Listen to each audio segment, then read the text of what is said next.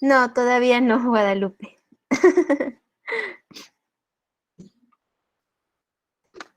Estoy en eso. Ya estoy revisando los que ya me mandaron. De nada. Eso trato de ser equitativo, no empezar siempre con el mismo grupo. Por ejemplo, empezó con el C y luego después empiezo con el D y después empiezo con el E y luego empiezo con el E otra vez y me voy así para que no sea así de que siempre empiezo con el primero y es el que le llega primero todo. Trato de alternarlos. Digo, a lo mejor no se dan cuenta porque pues no llevan a ustedes a hacer contra, pero yo sí trato de ser así como que equitativa.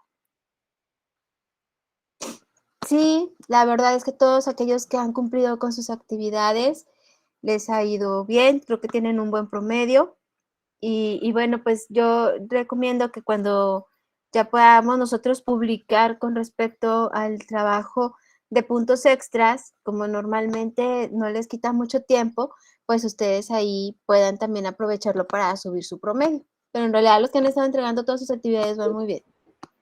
Maestra, y luego, por ejemplo, ¿usted no nos va a dar el seguimiento en cuarto semestre con esta tesina? No me han asignado a cuarto semestre. Siempre he estado en primer semestre y bueno, pues digo, algunos exalumnos sí me mandan correo y les apoyo en lo que puedo, pero sí no me ha tocado que me asignen cuarto semestre. Ah, ok, ok. Sería ya otro maestro, ¿verdad? Porque esta materia se retoma hasta cuarto nada más. Así es, ustedes vuelven a trabajar en su tesina hasta cuarto. Hay algunas investigaciones que en su momento sí les dije que si van a empezar trabajo de campo el próximo semestre, por lo que van a abarcar, pues sí tendrían que empezar ya con su marco teórico. Ok, pero por ejemplo, maestra, ¿cómo podremos saber cuándo empezar a aplicar lo que son encuestas o todo ese tipo de seguimiento de lo que estamos haciendo? Para poder estructurar bueno, no sé si vas a diseñar tú tus instrumentos, para poderlos diseñar se necesita al menos un 70-80% del marco teórico,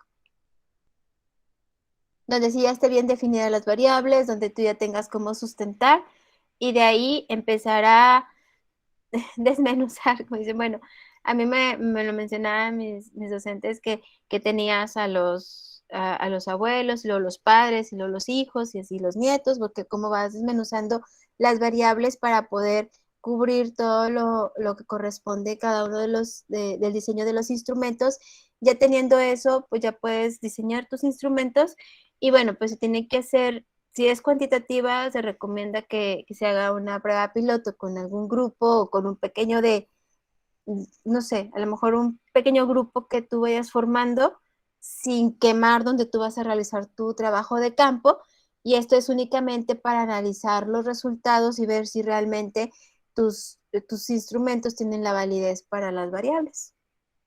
Pero, por ejemplo, en dado caso que no lo avancemos ahorita en el marco teórico, ¿el tiempo suficiente del cuarto semestre, que es el último, es suficiente para terminarlo? Es que, bueno, les da seguimiento, metodología en cuarto semestre y después tienen, creo que es con un tutor donde les va guiando en el resto de la tesina para que ustedes lo puedan realizar. Ok, ya, bien, gracias. Nada. Pero aquí, bueno, si ustedes Maestra, quieren ir mande. una duda, disculpe, buenas noches. Hola, ¿Nuestro buenas examen noches. final para titularnos de la maestría sería esta tesina o va a haber un examen profesional? ¿Cómo es el proceso de titulación aquí en la universidad? Bueno, lo que tenemos entendido con los lineamientos de la universidad es que ustedes presenten el trabajo de tesina con sus sinodales para poder lograr el nivel. ¿Y es la única Oh, forma? ¿No hay examen o algo?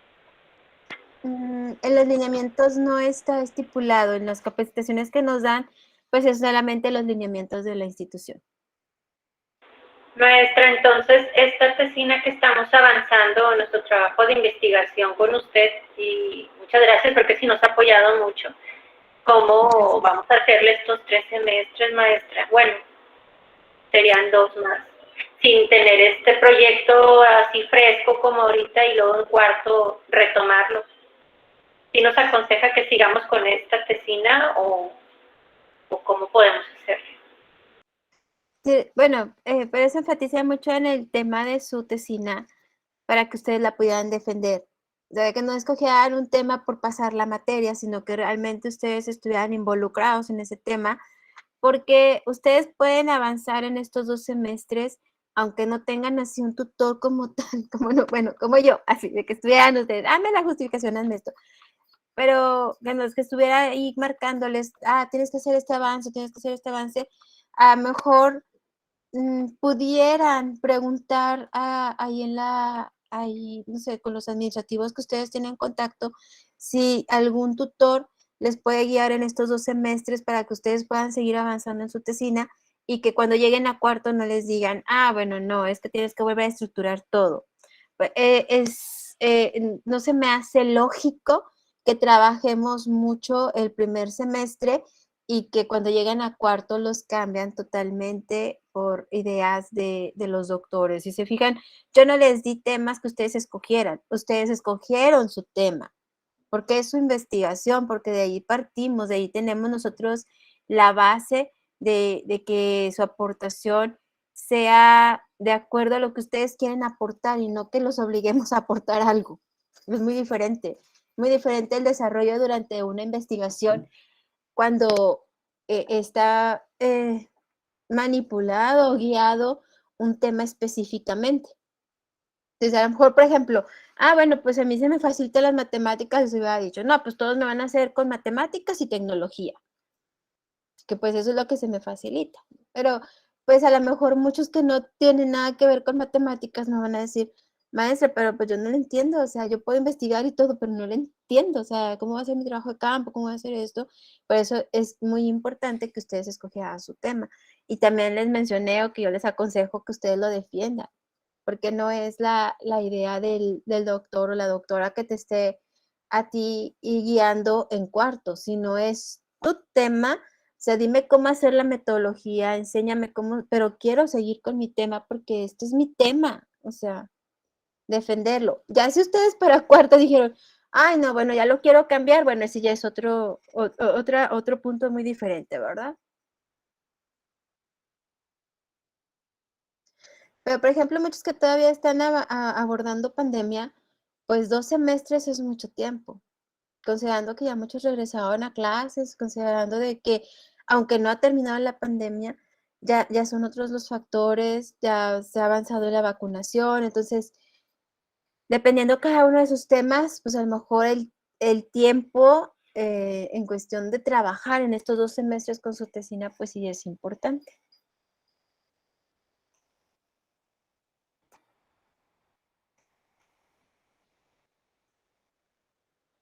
Entonces yo lo que les recomiendo es que lo primero, ok, Noemí, no me voy a terminar este comentario y ya te doy oportunidad de que hables. Aquí lo importante que yo les recomiendo es que sí aprovechen estos 2 semestres, que aunque no es así obligatorio como materia, pueden auxiliarse de la ciudadana, de la Universidad Ciudadana, de ver si les puede generar un tutor donde los pueda ir guiando, no tanto así como clases, sino simple sencillamente ir guiando qué es lo que tengo que hacer o cómo lo tengo que hacer, o bien buscar a lo mejor un asesor externo, algún maestro, algún doctor que ustedes conozcan, que hayan realizado investigación y pues que les pueda apoyar esporádicamente para ver cómo van en su avance, para que puedan ir ustedes avanzando y generando el diseño de los instrumentos. Adelante, Noemí.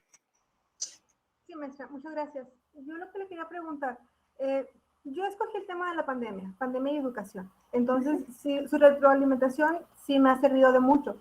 Yo considero que los 2 semestres que faltan, por decirlo de alguna manera, la pandemia va a dar más de qué hablar, porque ya se entró a una nueva modalidad de estudio. Entonces, podríamos poner, ese podría ser otro punto otro subtema u otra parte de la tesina, la nueva modalidad en la escuela, el antes y el después, y ya desplegar y buscar información como era antes y cómo es ahora, porque la nueva modalidad no tiene para cuándo cambiar otra vez a lo que estábamos antes. Sí, regresar a lo que estábamos antes es prácticamente imposible. De hecho, a muchos les recomendé en las retroalimentaciones que en lugar de que buscaran a lo mejor solamente en línea, que ya fueran pensando en una modalidad híbrida. ¿Por qué? Porque pues sabíamos que iba a regresar en esta modalidad híbrida. Claro que te va a seguir dando mucha información, al menos, digo, a mi investigación también, que yo esta modalidad híbrida. Yo empecé mi investigación considerando el modo presencial, el trabajo de campo considerando el modo presencial. Entonces, cambia con lo de la pandemia a en línea 100%. Tuve que reforzar esa parte, o sea, no quité lo que había puesto de presencial, sino enriquecí y abordé en línea porque los instrumentos los iba a aplicar en línea. Rediseñé los instrumentos ya para que fueran en línea. Pero después vino la modalidad híbrida. Entonces, también tuve que reforzar la parte de la modalidad híbrida porque es lo que estaba a raíz del trabajo de campo. Entonces, ustedes no van a modificar toda su tesina. Solamente, por ejemplo, si consideraron 100% en línea y su trabajo de campo no lo van a hacer 100% en línea porque ya están ya están en híbrido, donde es presencial y en línea, pues ustedes nada más abordan que se está realizando el trabajo de campo con una modalidad híbrida, se había abordado anteriormente como era online, pues ahora sustentamos la modalidad híbrida. Y ya nos vamos derechito a lo que estamos nosotros observando, lo que estamos así, pero no cambia tu tesina. Solamente si le hayas puesto en el título la modalidad específicamente online, bueno, pues ahí le modificas desde el título que no es en modalidad online, sino que vas a considerar la modalidad híbrida. Entonces, el tema de mi trabajo es la educación en tiempos de pandemia. Entonces, es un tema muy general que me da para poder hablar de algo en específico o de varias modalidades dentro del trabajo. Puedes abordar, vamos a manejarlo como fases.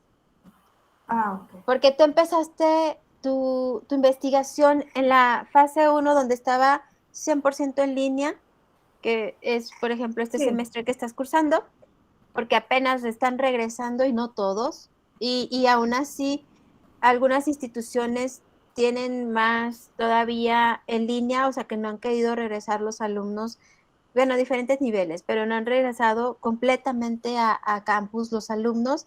Entonces, podrías manejar fase 1, 100% en línea, y fase 2, el retorno para híbrido, y por tu investigación, que lo vas a terminar dentro de un año, pudieras estar manejando una fase 3, donde a lo mejor ya está bien estipulado modalidad híbrida o tiene cierta variante la modalidad híbrida. Ok. Pero lo que tú llevas actualmente puedes manejarlo como fase 1. Ok. Entonces terminaría este semestre con la fase 1, que es en línea. Así es. Hasta que ya tengas bien definido tus instrumentos, ya que tengas bien definido dónde vas a realizar tu trabajo de campo, cuál es la modalidad que están llevando, ahí es cuando ya le puedes manejar fase 2. En el título, bueno, pues no manejaste la modalidad como tal, el título está muy amplio, entonces eso te abarca que no modificas el título, pero sí tienes que sustentar y tienes que poner las teorías en el marco teórico con respecto a lo que vas a realizar en tu trabajo de campo. Ok, ya entendí. Gracias, maestra. Excelente, de nada. Muy bien, bueno, déjenme les comparto la presentación. Bueno, déjenme la ubico en donde nos quedamos. Y vamos a empezar estadística, ¿verdad? Según yo. Esta presentación fueron con muchas diapositivas. Sí.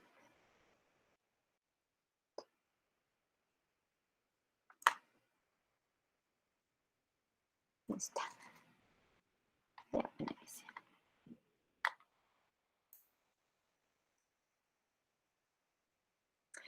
Sí, bueno, todavía no hay, pero sí vamos a abordar cualitativa.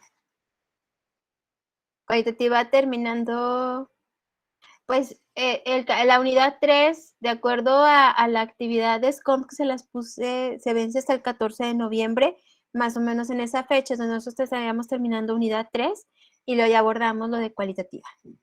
A lo mejor en nuestras sesiones síncronas es antes. pero más o menos en ese tiempo o en estas fechas vamos a estar.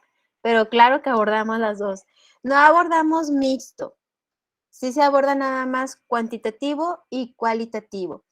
Lo que hace un poquito más largo cuantitativo es por la estadística, básicamente, porque en sí el enfoque debemos tener el mismo tiempo para cualitativo y cuantitativo, pero en cuantitativo, como sí se aborda lo de estadística, aunque sea por encimita, porque en realidad nosotros no aplicamos tanto la estadística, pero sí lo abordamos, es lo que nos desfasa un poquito con respecto a cualitativa, pero sí vemos cualitativa.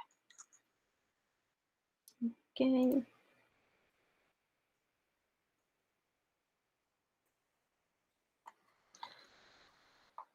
Muy bien. Bueno, pues aquí está la estadística descriptiva. La semana pasada estuvimos viendo la de, bueno, qué es lo que engloba estadística descriptiva y cómo dentro de la investigación, al menos algunas de ellas, como las escalas de medida, representación gráfica y tendencia, o las medidas de tendencia central, no abarca tanto en cualitativa como en cuantitativa. En cualitativa, aunque nosotros lo utilicemos, que es medible, pues no lo ponemos como medible, pero sí lo podemos utilizar como herramienta, dado que nosotros necesitamos parámetros para poder realizar ese análisis con respecto a lo que estemos aplicando. Yo les había mencionado en sí la técnica del cuestionario, más bien, la técnica de la encuesta, que es cuantitativa, pues se basa en un cuestionario. Entonces, de ahí es donde está lo medible. En el caso de cualitativo, que realizan ustedes entrevistas, aunque los resultados o el análisis de resultados es subjetivo, pues también es un cuestionario, y también les había comentado que puede ser semiestructurado o estructurado, que yo les recomendaba que el diseño de sus instrumentos lo dejaran semiestructurado, porque al momento en que lo aplicas o que es práctico, es decir, cuando vas a realizar la encuesta, las encuestas pues normalmente te aprovechas de los medios o de la tecnología para que lo puedan contestar. Pero en el caso de las entrevistas, las puedes hacer virtual, sí, pero pues de todas maneras estamos face to face. O sea, si abren cámara, si puedes tener, y la información de la respuesta, el momento que tú haces la pregunta y una respuesta, es muy enriquecedora. El semestre pasado sí me pidieron que pasara mis entrevistas. Mi investigación es cuantitativa, pero tuve la fortuna de realizar 2 entrevistas a dos expertos en aula invertida, y estuvo muy enriquecedora, y realmente las respuestas que me daban, ahí en ese momento se me ocurría otra pregunta y la hacía. O sea, yo tenía obviamente mi cuestionario semiestructurado para realizar la entrevista, sí las cumplí, pero la enriqueció muchísimo, porque cuando te hacen o cuando te dan la respuesta, en ese momento dices, wow, o sea, yo no lo había contemplado o no lo había visto en ese enfoque o en esa dirección. Entonces, pues abundas más, y eso que abundas más es lo que a ti te hace que sea enriquecedor.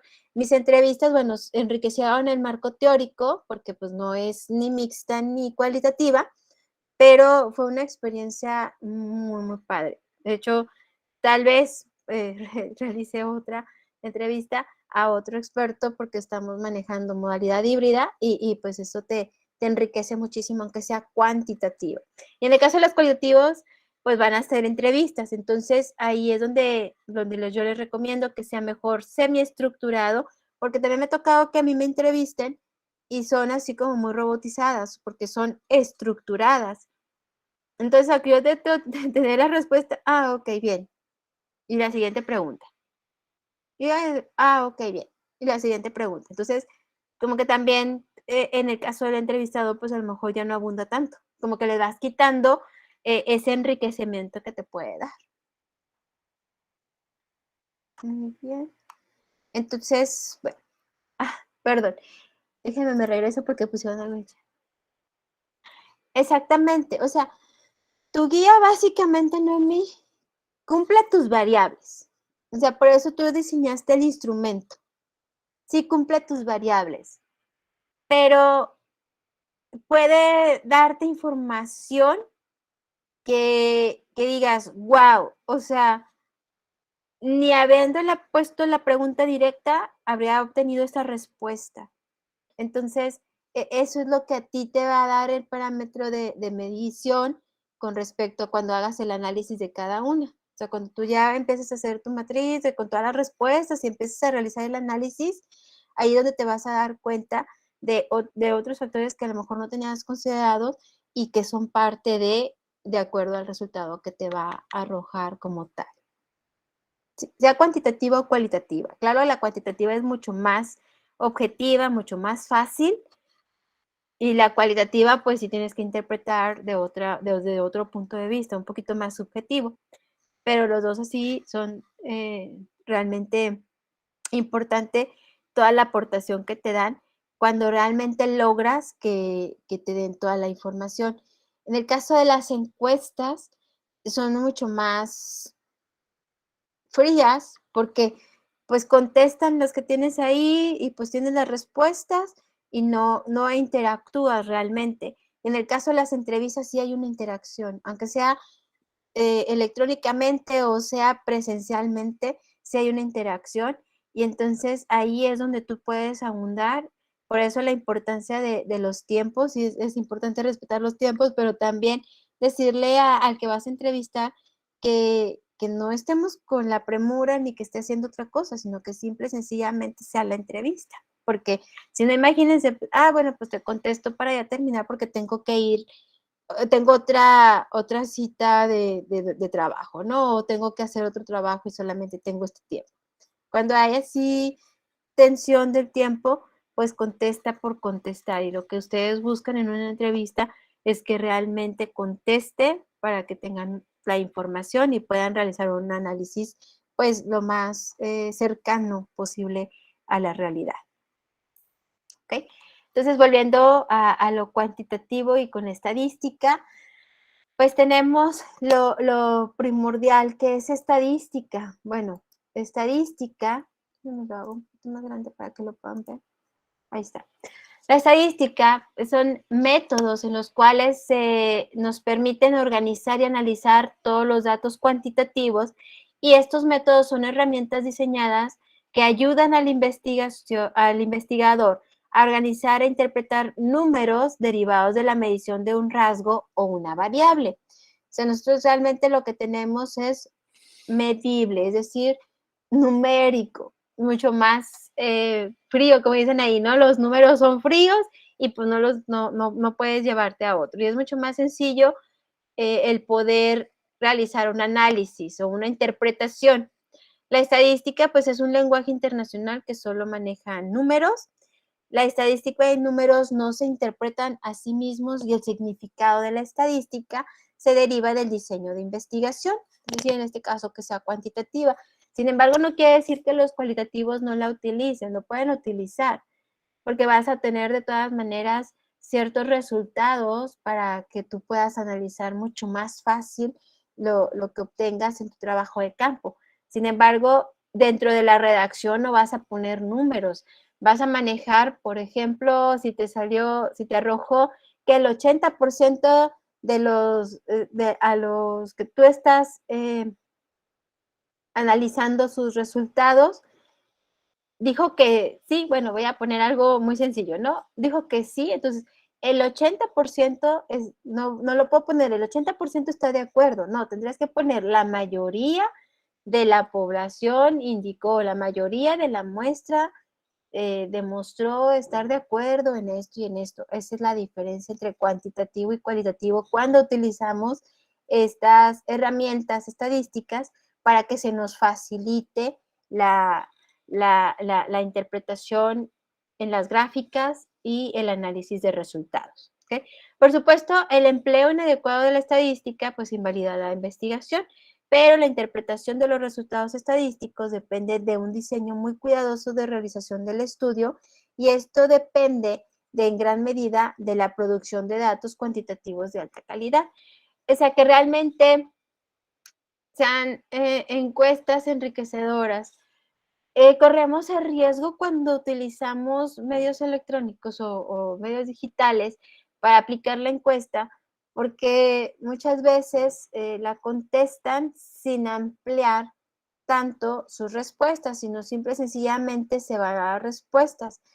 Claro que en cuantitativo pues se utilizan diferentes escalas, como la escala de Likert, en la cual facilita mucho para que sea el análisis numérico mucho más rápido, pero aún así, en la educación sabemos que es muy difícil tener solamente los resultados o medir únicamente los valores numéricos. Es decir, bueno, pues de 30 niños, 28 ven que sí, o sea, obtuvieron en promedio 8 en la evaluación.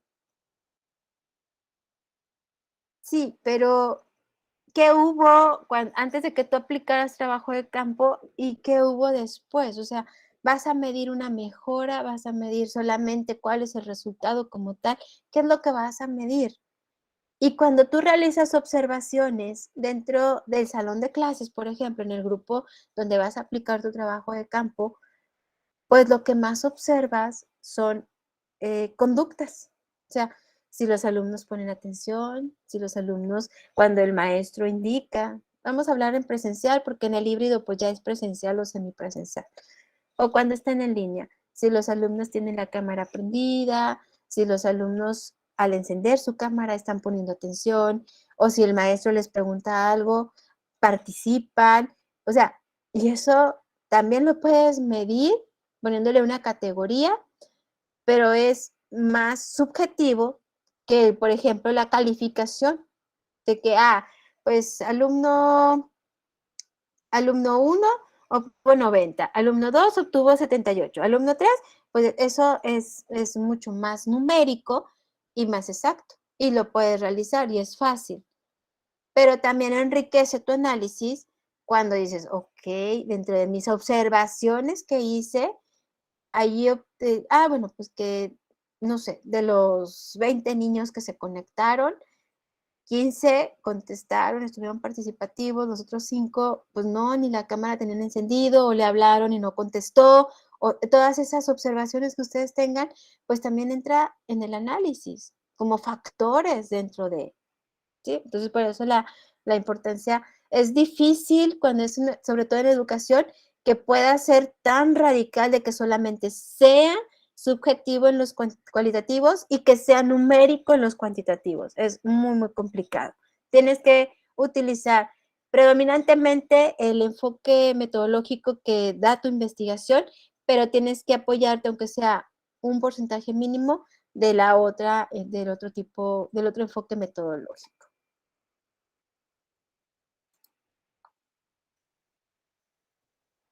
Bueno, pues la estadística se divide en dos tipos, la descriptiva y la inferencial. Para los cuantitativos, normalmente van hasta inferencial. En el caso de los cualitativos, la que pueden utilizar es la descriptiva, porque pues solamente van a estar manejando en cuestión de mayoría o la mitad de la población o la mitad de la muestra, o simple y sencillamente no la manejen. Todo depende de cómo esté diseñada su investigación, pero no conozco una investigación en que no haya utilizado al menos la estadística descriptiva.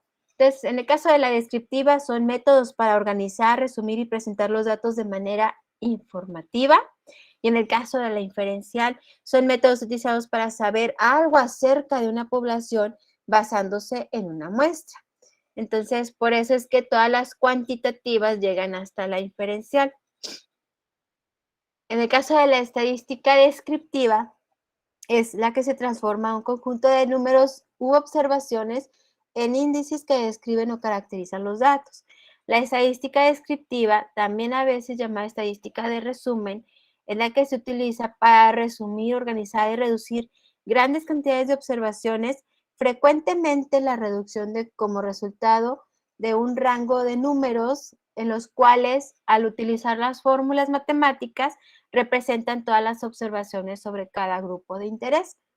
En el caso de las cualitativas, pues no hablamos de gran cantidad, porque así como pueden realizar una única entrevista, como caso único, pueden realizar varias entrevistas, 8 entrevistas, 10 entrevistas, pero eso todo depende de su investigación. No hay así un tope en cuestión de entrevistas. En el caso de cuantitativa, pues así como su número lo dice, sí tienes que realizar encuestas considerables, como cuando hicimos la dinámica de cómo determinar la muestra representativa, porque eso es lo que nosotros tenemos que analizar como mínimo de datos para que pueda tener resultados confiables y poder generalizar, al menos en esa institución educativa donde realicé el trabajo de campo, que si son varios rubros en esa institución educativa, pues se les puede servir de gran aportación. En el caso de las cualitativas, pues también no utilizamos grandes cantidades, como ya lo mencioné, pero pues sí se requiere a veces de la estadística para poder entender no solamente de manera subjetiva, sino también apoyarse para realizar el análisis de resultados. La estadística inferencial, pues es aquella que se emplea para hacer deducciones o predicciones sobre la similitud de una muestra con la población de la que se ha extraído dicha muestra.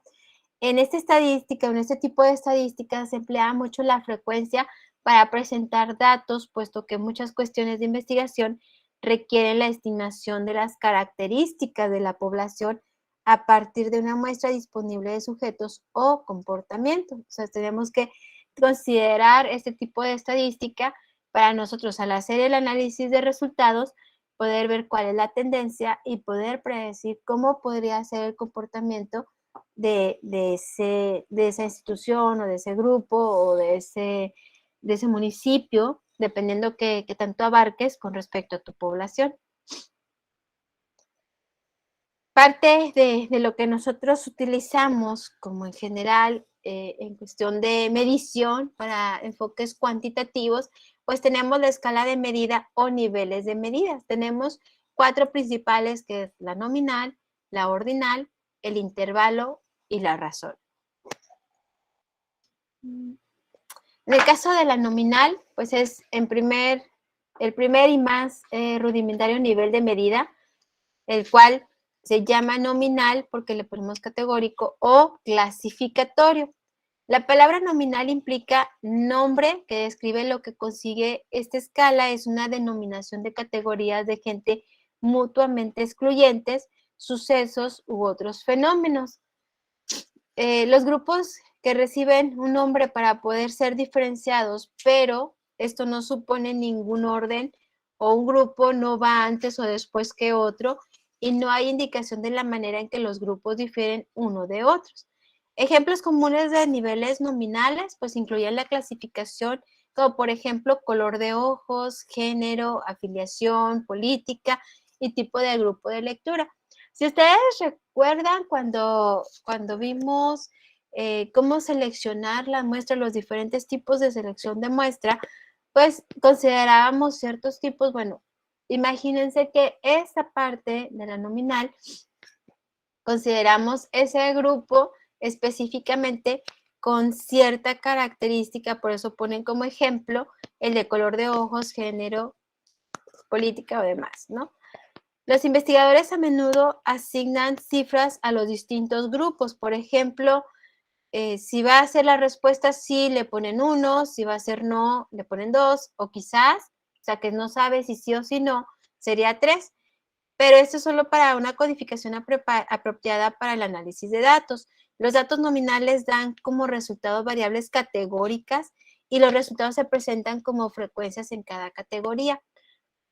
Yo no les recomiendo tanto preguntas dicotómicas, de que sí o no, o quizás, como en este caso. Bueno, dicotómica es nomás sí o no, verdadero o falso, blanco o negro, o sea, porque eso que te va a dar a ti como o sea, como información, ¿qué vas a analizar? Que la mayoría dijo que sí, que la mayoría dice que no. Eso es lo que vas a presentar como análisis de resultados, pues no te enriquece tanto. Cuando son preguntas dicotómicas, no hay tanta información. Sí es muy sencillo porque pues hay, o se ponen una o se ponen otra. Pero ¿qué es lo que pasa? Por ejemplo, vamos a ponernos en el lugar de cuando nosotros presentábamos un examen y que nos ponían verdadero o falso. Exactamente. Bueno, no nos da tanto análisis. Lo único que podemos analizar es cuántos dijeron que sí, cuántos dijeron que no. Pero pues, ¿cómo sustentas?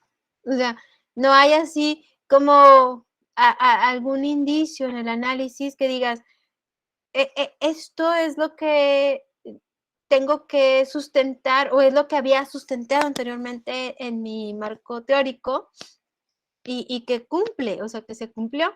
Pues no, porque en realidad, pues lo único que tienes como datos que analizar o que puedes arrojar como resultados es que si fueron 40 niños, 30 dijeron que sí y 10 dijeron que no, pues ya nada más lo conviertes a porcentaje y dices, ah, bueno, pues están de acuerdo tanto, el tanto por ciento de los alumnos encuestados. Eso es lo único que puedes poner. Pero en realidad, pues tus resultados no abarcan más, no dicen más. Por eso no se recomienda tanto las preguntas dicotómicas. Adelante, Noemi.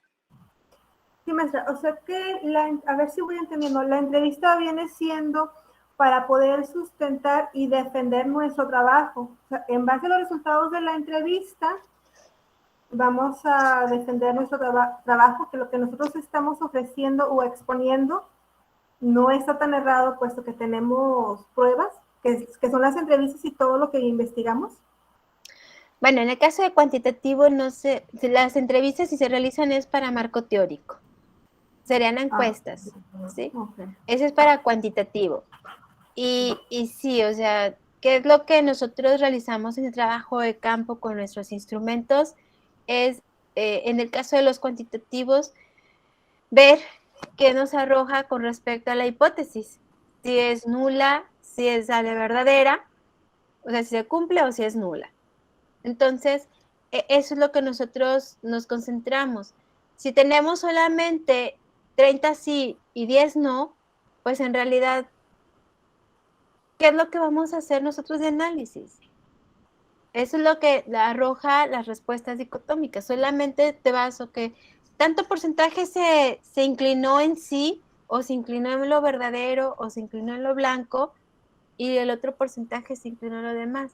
Pero ¿cómo explicas el por qué se inclinaron por el sí?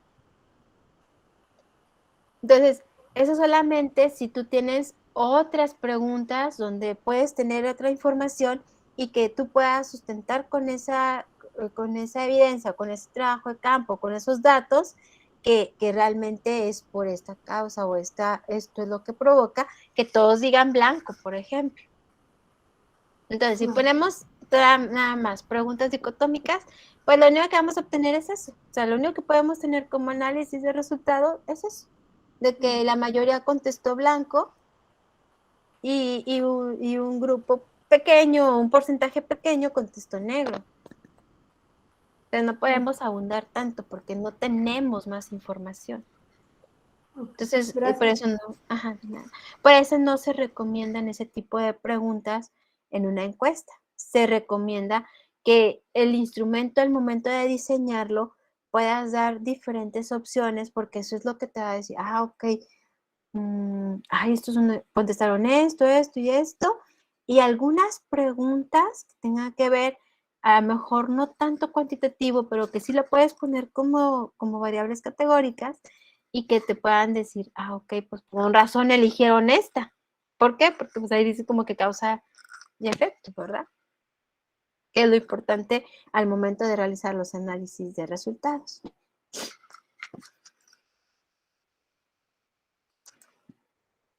Muy bien, y bueno, aquí así es como nosotros codificamos varias respuestas. Bueno, se me viene a la mente por lo que están mencionando aquí que 1, 2 y 3. Pues sí, porque siempre es mucho más sencillo para al momento de hacer todo el análisis de resultados o graficar, por ejemplo, unos resultados, pues es mucho más sencillo que te pongan todos los unos en X, todos los unos en Y, o que si utilizas barras o si utilizas payos y todo, pues es mucho más sencillo teniendo la codificación. Los datos nominales dan como resultados variables categóricas y los resultados se presentan como frecuencias en cada categoría. En el caso del ordinal, pues es el segundo tipo de la escala de medidas y se denomina ordinal, y como su propio nombre lo indica, es medición de este tipo que asume que las categorías de la variable teóricamente pueden estar ordenados por rango desde el mayor hasta el menor. De esta forma, cada valor puede relacionarse con los demás como igual a, mayor que o menor que. En otras palabras, hay un orden inherente a las categorías y, por ejemplo, ejemplos de medición ordinal, pues son la clasificación de los miembros de una clase a través de la media de sus puntuaciones, por ejemplo, la clasificación de ideas desde la más importante hasta la menos importante y el uso de rangos percentiles en los test de rendimiento. Y bueno, pues realmente el ordinal es como que más utilizamos en todo porque siempre tendemos bueno, por ejemplo, si ponemos nombres en nuestras listas de llevar el control de asistencia o el control de calificaciones, pues siempre lo ponemos en orden alfabético. O bien, cuando tratamos de encontrar cuántos aprobaron, pues siempre ponemos ahí nuestra escala y siempre ponemos a ver cuántos 10 hubo, cuántos 9 hubo, cuántos 7 hubo, cuántos 8 hubo, para que nosotros podamos ahí visualizar, ok, no, pues vamos bien, la mayoría tiene buen promedio, la mayoría está entre el 8, pues va bien, vamos a subirlo un poquito más. O sea, siempre tendemos a eso y pues por eso lo menciona que pues, es el que más se pudiera utilizar. Tenemos el de intervalo. El intervalo pues son las medidas en las cuales se comparten características de las escalas ordinales y demás, en los cuales se indican intervalos iguales entre cada categoría. Las escalas de intervalo dan significado a la diferencia entre números, proporcionando una unidad constante de medición. La diferencia o intervalo entre 5 y 6, por ejemplo, es la misma que existe entre 18 y 19. Las puntuaciones percentiles asociadas a la curva normal, por ejemplo, no son un intervalo porque la distancia entre puntos percentiles varía dependiendo de los percentiles comparados y hay una diferencia mayor entre los percentiles extremos, por ejemplo, 2 y 3 o 95 y 96, que entre los percentiles cercanos a la mitad de la distribución. O sea, es que ya cuando nosotros utilizamos los percentiles ya nos indica cosas diferentes en cada uno de los extremos, en el extremo derecho con el extremo izquierdo. No es lo mismo o no te indica lo mismo o la interpretación no es la misma que cuando están centrados o casi centrados. Entonces, eso es lo que te estaba mencionando aquí. Y pues ejemplo de escalas de intervalos, tenemos las temperaturas Fahrenheit, Celsius y la mayoría de los test estandarizados.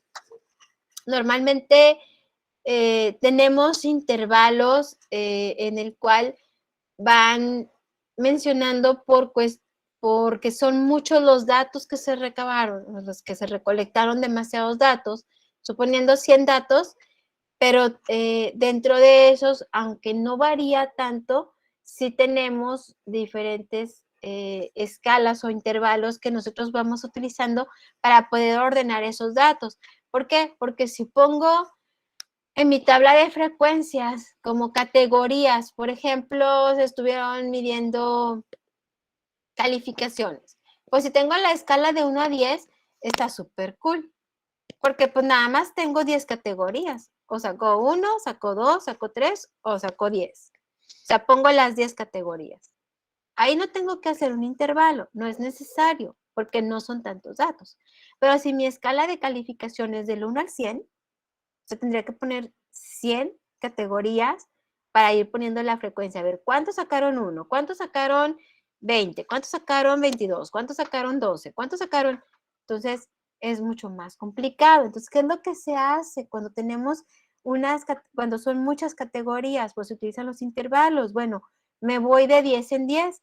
Los que sacaron de 1 a 10, los que sacaron del 11 al 20, los que sacaron 21 a 30, y así se va la escala, y siguen siendo las mismas 10 celdas o los mismos 10 datos como, bueno, vamos a ponerlo, 10 categorías como intervalo que los del 1 al 10.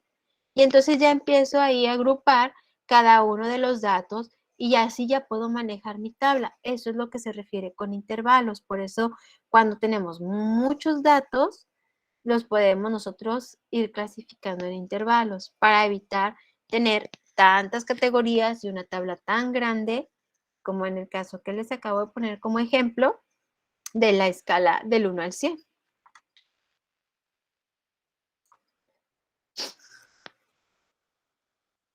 Muy bien, y pues la otra es la razón. La escala de razón representa el tipo más refinado de medición, es decir, las escalas de razón son ordinales y de intervalo, y además los números pueden compararse mediante razones. Esto es, un número puede compararse significativamente diciendo que es 2 o 3 veces otro número o un medio o un cuarto de otro número. Son ejemplos de mediciones en escala de razón: la distancia alcanzada, la fuerza expresada como peso levantado o las vueltas en una carretera.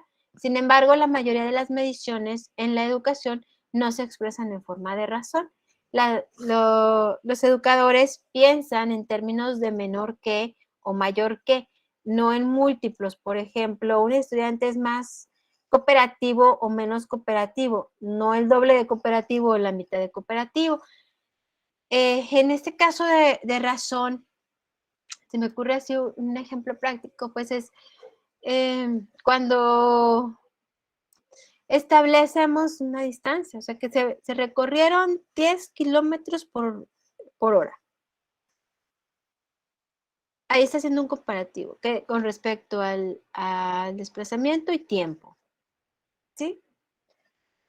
Nosotros en la educación, aunque realizamos diferentes evaluaciones, y si podemos decir, ay, no, es que este grupo es más participativo que el otro grupo, porque sí lo podemos hacer si hacemos un comparativo, o con este grupo trabajo súper bien y con el otro no, por más que los motivo, que es diferente porque no estamos estableciendo realmente una razón entre ellos o una relación entre ellos, solamente estamos mencionando cómo nos hace sentir el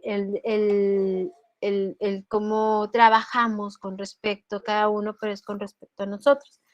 A eso se refiere cuando tenemos una razón. Una razón es una relación que hay entre dos cosas, considerando que una da efecto de la otra, y por eso es que dice que la educación no se aplica casi eso, sino se aplica en otros rubros o en otras líneas.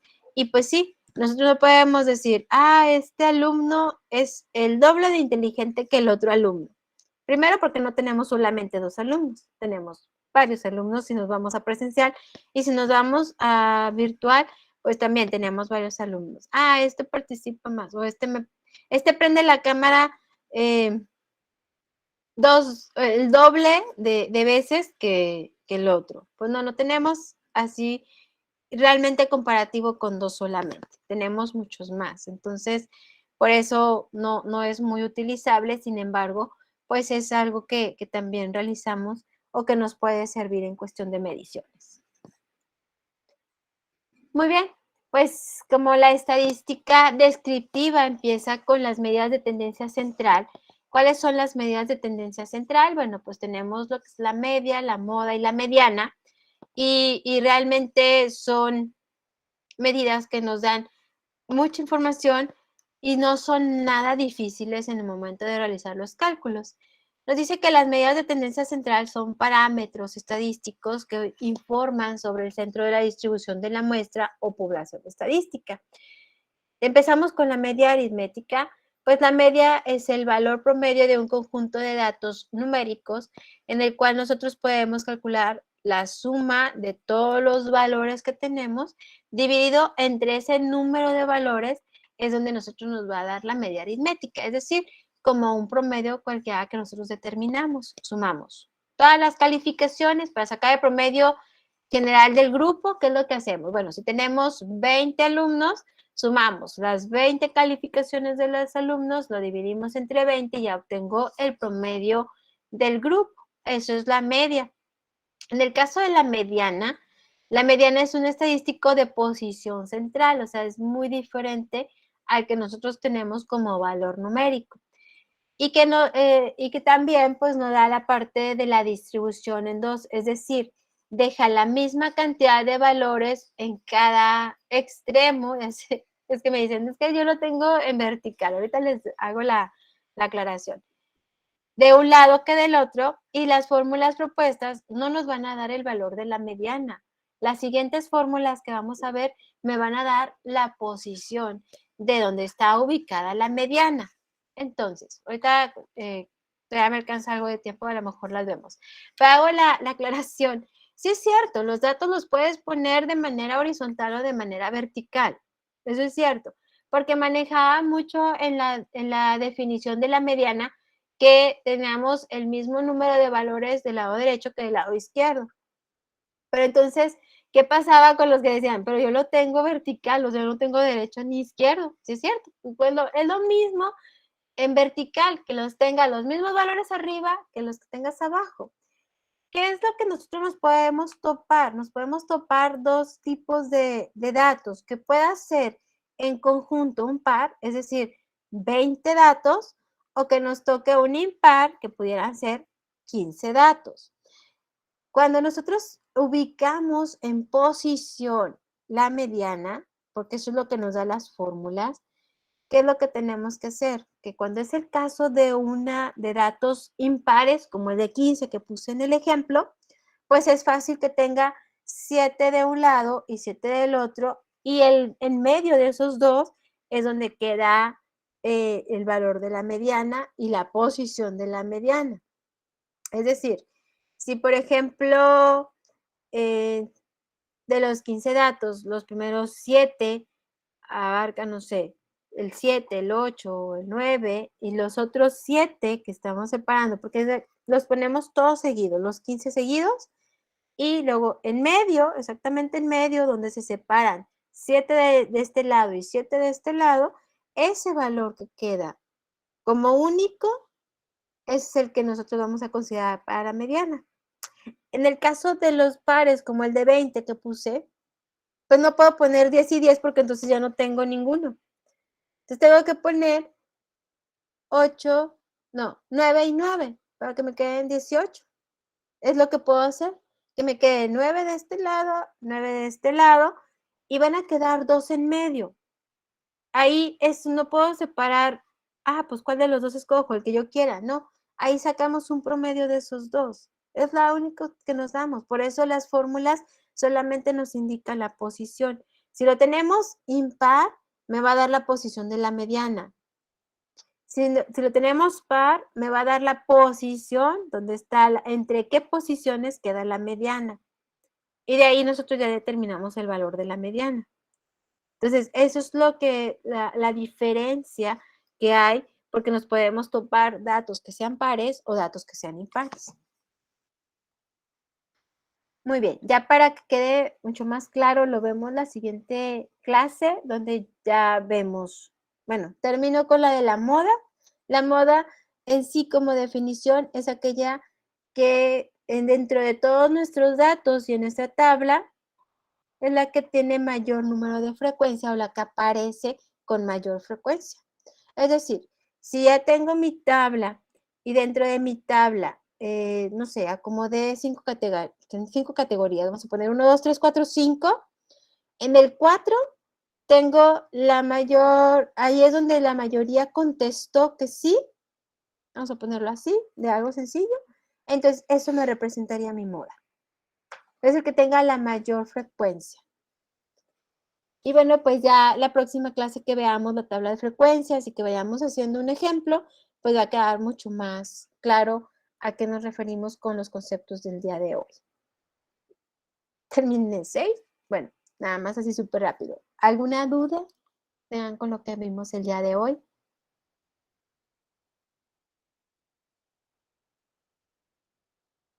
No, no sé. Todo bien. Adelante, Berenice. Maestra, por ejemplo, todo esto que usted nos está diciendo se va a aplicar ya después del marco teórico. Sí, es cuando ya Entonces, realizaste tu trabajo de campo, de hecho. ya cuando ya está realizado y todo, que ocupas como una conclusión, por decirlo así. Pero, por ejemplo, todos estos videos se quedan grabados en algún documento, en alguna biblioteca o algo, para nosotros poderlos tener como referencia más adelante. Buena pregunta. Me la llevo de tarea, Ok. porque en realidad lo que sabíamos es que se quedan grabados durante todo el semestre. Yo, por ejemplo, si vuelvo a estar el próximo semestre, pues sí me aparecen los videos porque se queda grabado de los grupos que he dado clase, aunque no están visibles, pero ahí están. Sin embargo, no sé si realmente hay una biblioteca donde ustedes puedan ingresar posteriormente a estos videos. Pero voy a preguntar y ya les digo la próxima semana. Muy buena pregunta, nunca me la habían hecho. Gracias. Bueno, les comparto las presentaciones, Noemí. O sea, sí les subo siempre las presentaciones PowerPoint, sí, ¿verdad? Se las he subido. Bueno, eso es muy cierto. Queda en el canal de YouTube y está abierto. Suscríbanse y ustedes ahí se quedan en público todas los videos. De hecho, pues pueden ver hasta que algunos se van a repetir por los otros grupos que he dado de investigación educativa, pero sí cambiar todo porque no tengo un speak que siempre vaya a decir, voy a abordar esto y voy a decir lo mismo, pues no. Algunas cosas coinciden y otras no. Pero sí, así es. Ok, perfecto. Pues Noemí, ahí está, te está dando el consejo. También, pues Alondra te está mencionando lo de YouTube, sí, cierto. Bueno, por parte de la ciudadana no estoy muy segura, pero si ustedes se suscriben, cuando entran ustedes al link que los manda YouTube y se suscriben, reciben los videos que yo haya grabado o que siga grabando y pues ustedes ahí se pueden ir actualizando. ¿Cuál es su canal, maestra? Pues es que utilicé el de la ciudadana. Ahorita te lo saco y se los comparto por el chat para que puedan ingresar. Maestra, Hola, una Blanca. pregunta.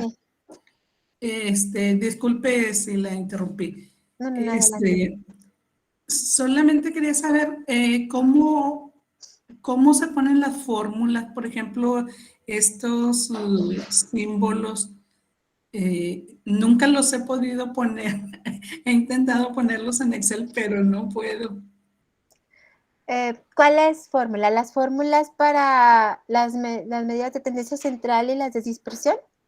Sí, por ejemplo, esta que puso aquí, de una E que sé que es suma, pero La sumatoria.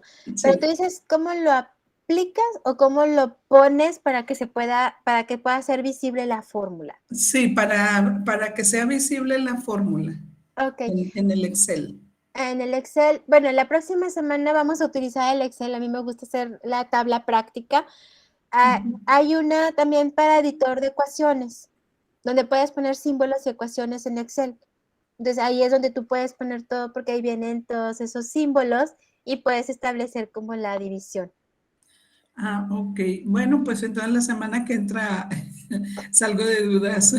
Sí, ahí pues bueno, les proyecto y les digo, bueno, mira, aquí está el editor de ecuaciones, cómo le podemos poner la fórmula y bueno, ahí aplique. A mí me gustan los ejemplos, irlos haciendo en Excel y lo vamos haciendo juntos para que sea mucho más entendible. No tengo tiempo de hacer tantos ejemplos, pero pues con un ejemplo que hagamos al menos ya queda mucho más claro, mucho más entendido el tema de cómo lo pueden ustedes aplicar.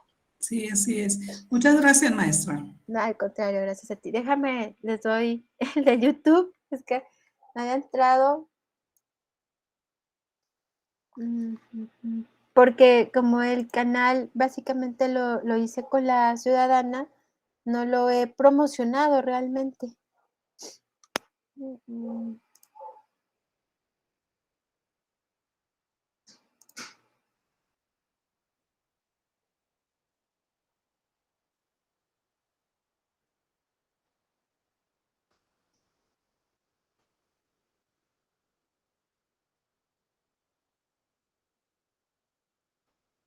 Está tardando un chorro. Bueno, se los comparto ahí en la plataforma para no interrumpirlos más tiempo. Le busco bueno, la liga para que ustedes puedan con el canal, o pueden entrar directamente a cualquiera de las que yo he estado ahí poniendo en la plataforma, los liga directamente a YouTube, y ahí ustedes le pueden poner suscribirse y automáticamente reciben todos los que están, no pueden ingresar, todos los he dejado en público, no he quitado ninguno de hecho. Al contrario, gracias a ustedes.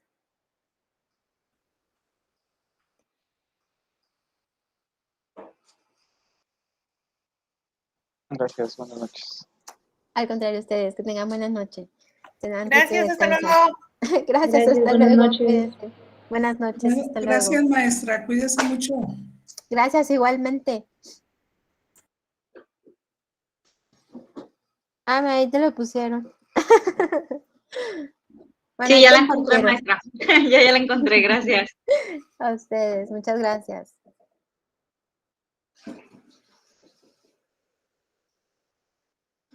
Gracias a ustedes, buenas noches. Que Gracias, descansen. maestra. Hasta la próxima semana. Hasta la próxima semana, primero Dios. Cuídense mucho.